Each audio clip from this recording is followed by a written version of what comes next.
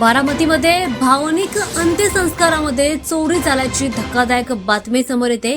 महाराष्ट्राचे माजी उपमुख्यमंत्री अजित पवार यांच्या अंत्यविधी दरम्यान बारामतीमध्ये एक धक्कादायक घटना घडली आहे। भावनिक वातावरणामध्ये चोरट्यांनी जवळपास 25 ते 30 लाख रुपयांची सोन्याची चैन लंपास केल्याची माहिती मिळते। लाखोंच्या सोन्याच्या चैनी लंपास करण्यात आल्या, त्यामुळे बारामतीमध्ये आता संतापाचं वातावरण निर्माण झालंय। 28 जानेवारीला विद्या प्रतिष्ठान ग्राउंड येथे राज्यस्तरीय सन्मानाने त्यांच्या अंतिम संस्कारासाठी लाखो नागरिक जमले होते। या प्रचंड गर्दीचा फायदा घेत चोरट्यांच्या टोळीने किमान 15 लोकांपासून 15 नागरिकांच्या गळ्यातील सोन्याच्या चैन लंपास केल्यात, अशी माहिती आता समोर येते।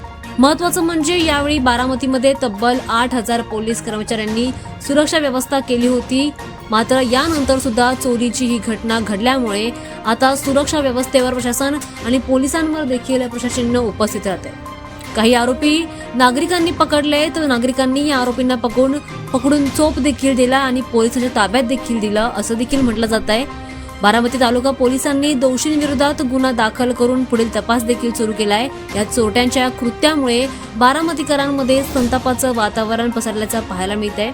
सध्या सर्व आरोपींची चौकशी केली जाते, तर अजित पवार यांच्या अंत्यसंस्कारावेळी वातावरण अत्यंत भावनिक होतं, तर दुसऱ्या बाजूला चोरटे नागरिकांच्या गळ्यातील सोन्याच्या चैनी लंपास करत होते। या घटनेमुळे आता शहरात तीव्र नाराजी व्यक्त केली जाते आणि यावर कडक कारवाई करावी असं देखील नागरिकांकडून म्हटलं जातं।